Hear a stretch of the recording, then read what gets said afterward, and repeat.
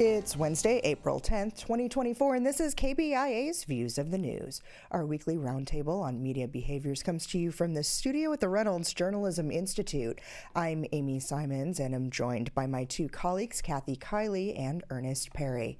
On our program this week, why Republican lawmakers had a sheriff's deputy remove a reporter from public land in the state of Colorado.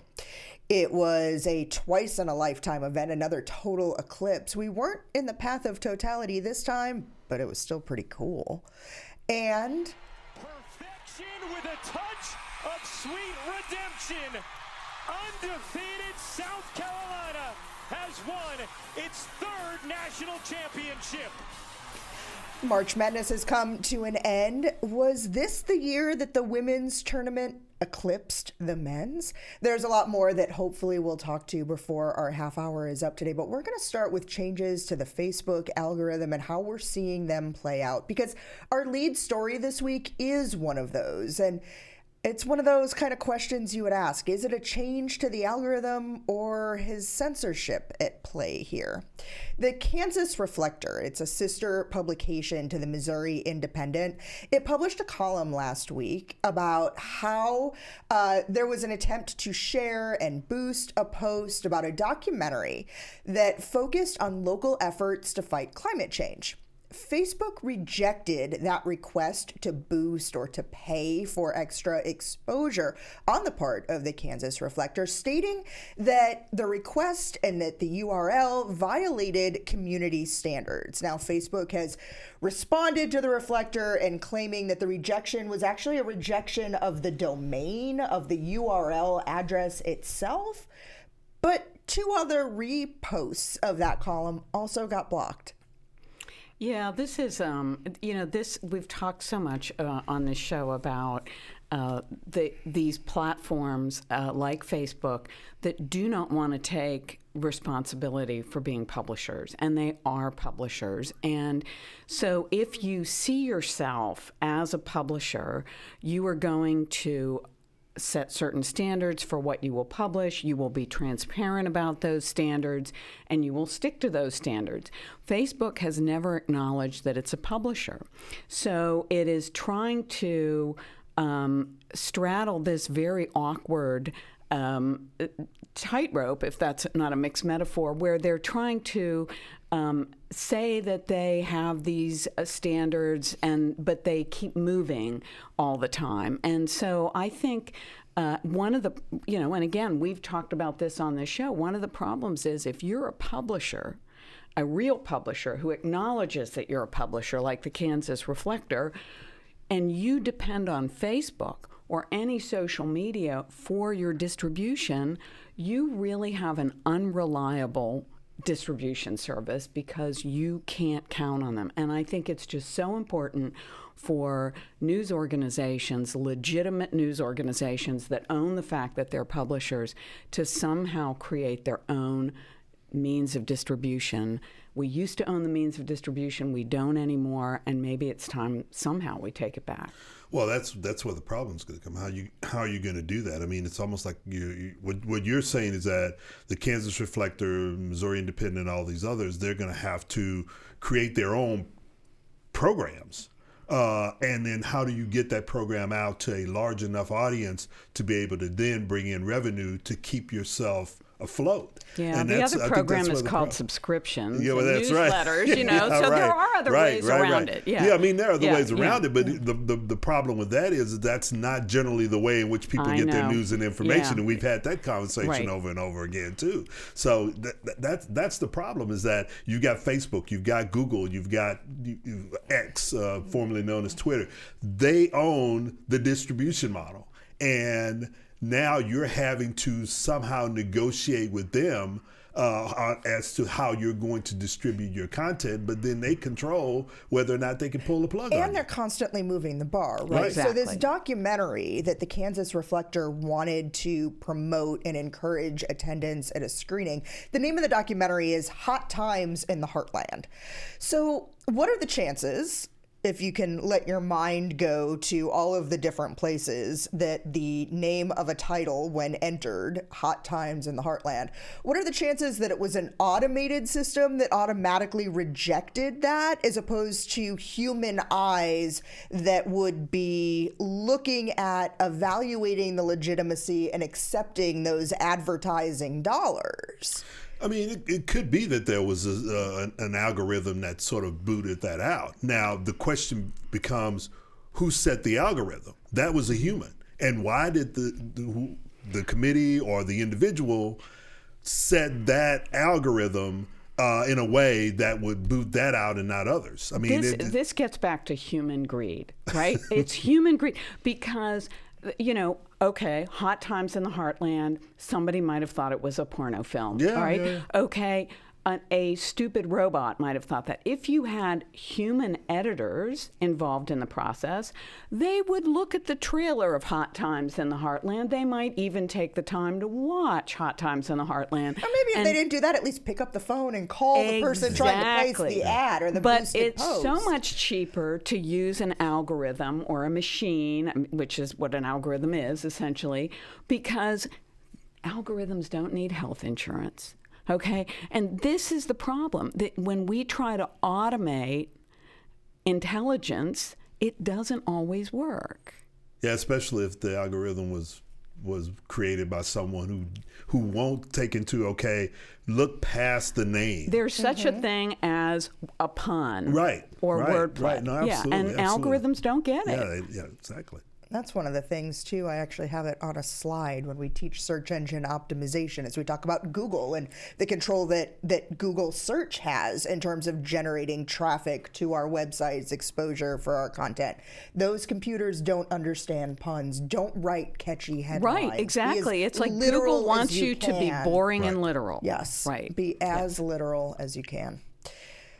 So in Colorado, there, a well-respected veteran reporter found herself on the outs, quite literally. In the wee hours of Saturday morning, Sandra Fish got a text message from a Republican Party event organizer telling her that she was no longer permitted to attend the GOP's assembly to be held that day on Saturday at the state fairgrounds. She went anyway, checking in at the door, and was given a press credential by somebody at that front table to enter the event. About an hour after she arrived, two sheriff's deputies approached Fish and told her she needed to leave the premises despite having that credential that is around her neck that showed she could be there. She was not welcome, and that they told her it was technically not an open press event. Now, Kathy said the party has come out and said that they chose to close this to the press and Sandy Fish specifically because of what they had viewed as unfair coverage of them in the past. You're laughing. Tell people why you've got the giggles now. Because I know Fish, which is the name she likes to go by, and she is a long time, very well respected, as you said, a reporter who does a lot of data reporting and a lot of deep diving into money and politics. So I can well imagine why party officials would not appreciate her reporting. But the public appreciates her reporting, and interestingly, in some of the stories on the Links blog, you see that there are other, even officials in the Republican Party, elected officials, saying this was a stupid move. Now, we had a story a couple of weeks ago that we talked about here that since then, there's been an award in that case, and that was a very similar story where a reporter, Laura Bellin, I think is how she pronounced her last name, was kicked out of the Iowa legislature. The Iowa legislatures had to pay $49,000 in a settlement to that reporter. And I think that's right. They should settle. They've had to back down. But when are people going to learn that this is, it's ridiculous behavior? I mean, and it was at it's at a taxpayer-funded, the county fairgrounds venue. How do you say you can keep somebody out of that?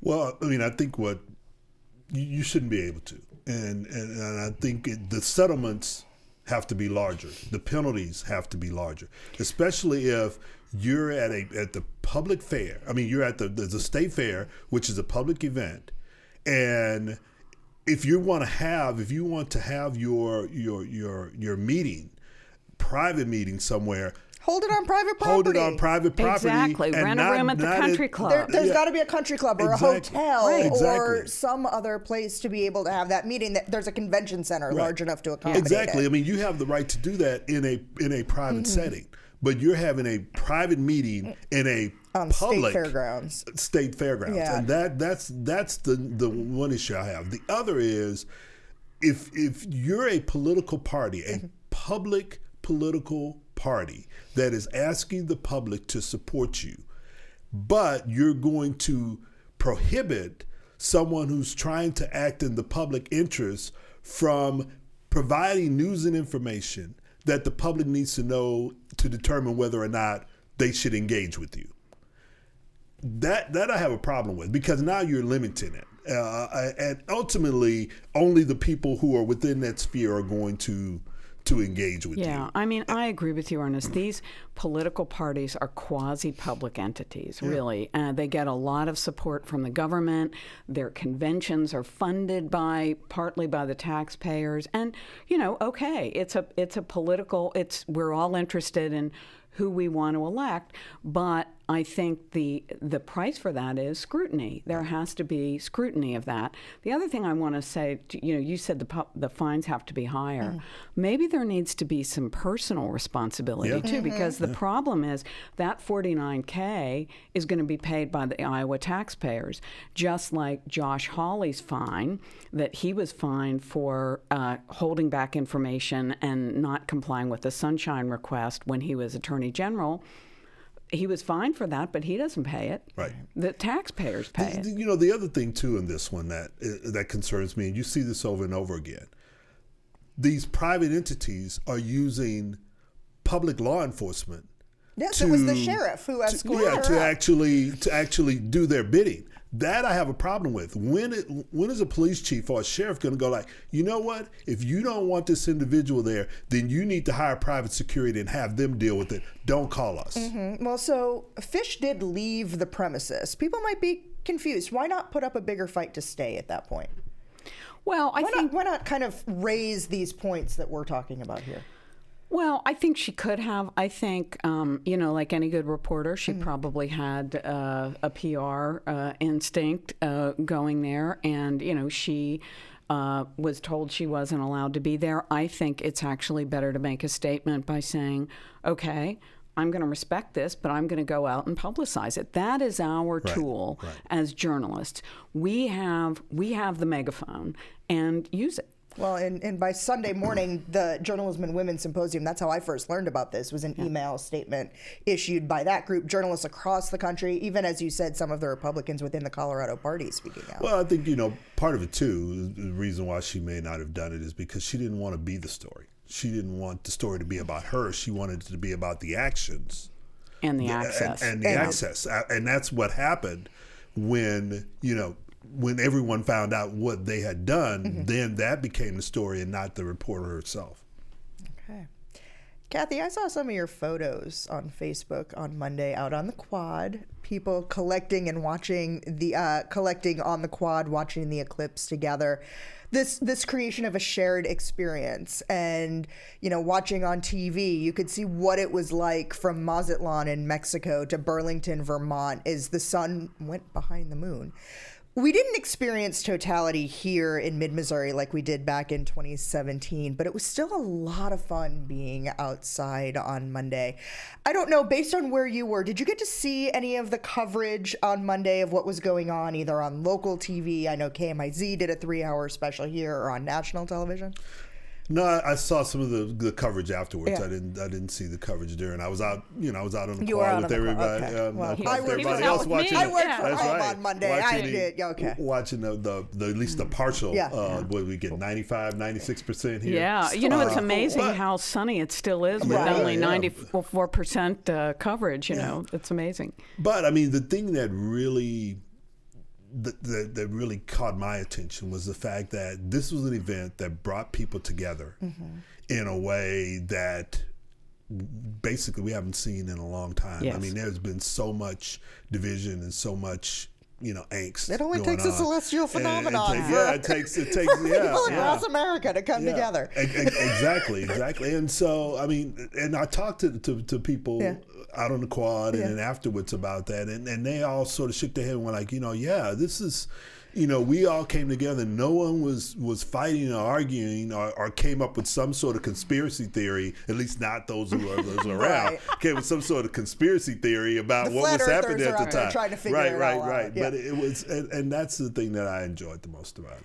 Yeah, I think, as you said, Amy, we did not experience totality, but we experienced community. And I think that was really important. And I have a class that I teach Monday afternoons. And so the week before, we were talking about the eclipse, and I said to the students, of course, you'll miss it because you'll be here in class. And they kind of looked at me, and I said, April Fool. Well, and two of your students were in my office for a good hour yesterday talking to me about what they got to do and how they got to go cover it. Now, they experienced this idea of a large-scale, dare I say, global, but not really, news event that they got to cover.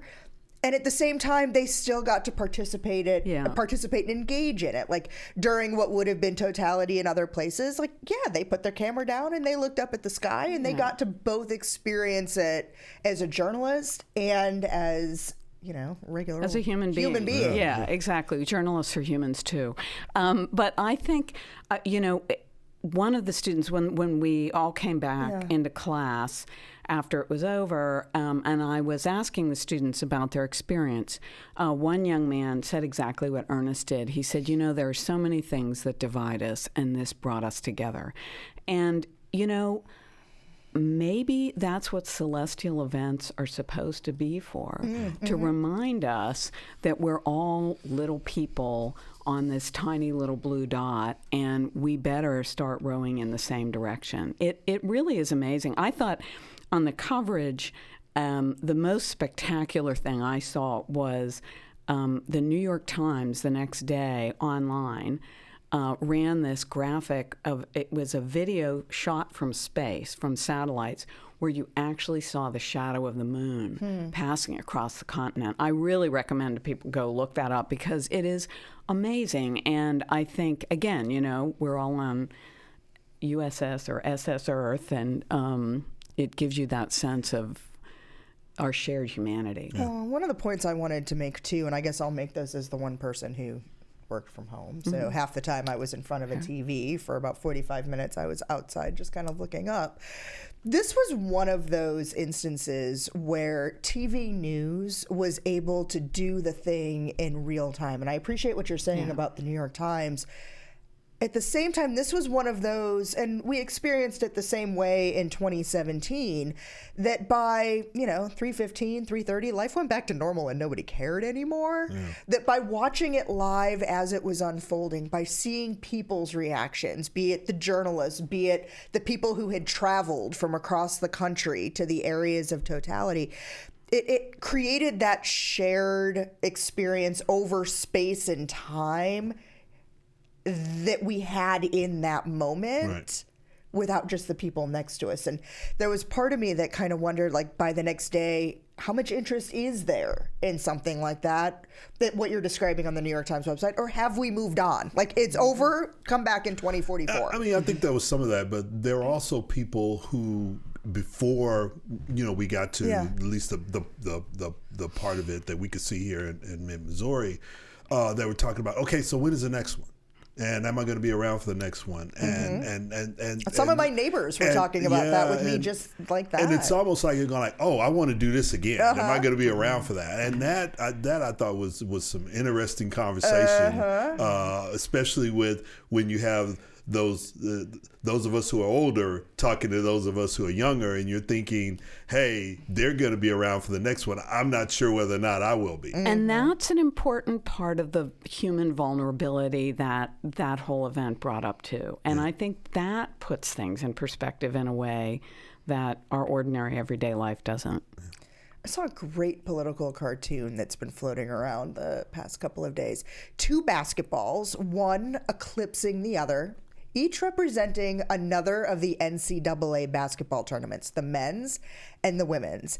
And this year it really did feel like it, like the women's tournament eclipsed the men's, that the buzz, it made it so big. And we're hearing early today that the ratings from Sunday's championship, which came in as the highest rated basketball game, men's or women's, in the last 5 years, did actually draw a bigger audience than the UConn-Purdue men's game Monday evening. Take a listen here to what South Carolina head coach Don Staley had to say minutes after winning that 3rd NCAA championship. And I want to personally thank Caitlin Clark for lifting up our sport. She carried a heavy load for our sport, and it just is not going to stop here on the collegiate tour. But when she is the #1 pick in the WNBA draft, she's gonna lift that league up as well. So Caitlin Clark, if you're out there, you are one of the GOATs of our games, that we appreciate you. So, it was, 2021? So 2-3 years ago, we're talking about how the women's NCAA tournament, there was substandard locker rooms. It was questions of quite literally like Title IX type stuff. What's going on in the men's tournament and the women's tournament? Where and how did that shift come to be so quickly? Is that the Caitlin Clark effect, or is it something more? I think Caitlin Clark had a lot to do with it, especially both last year and this year. But I also think that there was this push after that by women, both coaches as well as those involved behind the scenes, the athletic directors and player personnel, that sort of thing, and the players themselves that said, wait a minute, we're putting in just as much effort as the men, and we deserve to have this. So I think that was the other thing. The one key thing I think you saw this season, especially around the tournament, but even leading into the tournament, was that you had more personalities in the women's game.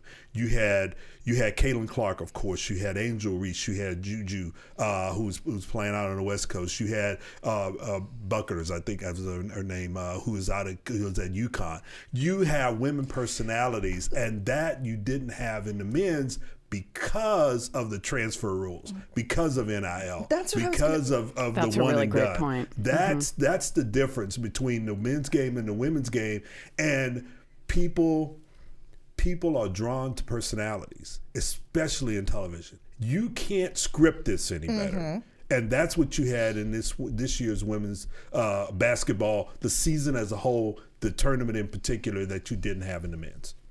Yeah, I think I absolutely agree with everything you said. I think, of course, having a superstar, everybody was likening this to the era of Larry Bird and Michael Jordan. Right. And that definitely is going to draw eyeballs. But I think a lot of it is a building thing. We have to look back to Mia Hamm and the women's soccer team. And Dawn Staley herself being on the women's basketball team in 1996 that won the first gold medal. Right. Yeah, and so I think there's been a build towards this. I think we've recently had the 50th anniversary of Title IX, and that caused a lot of people to reflect, how far have we come? Have we come far enough?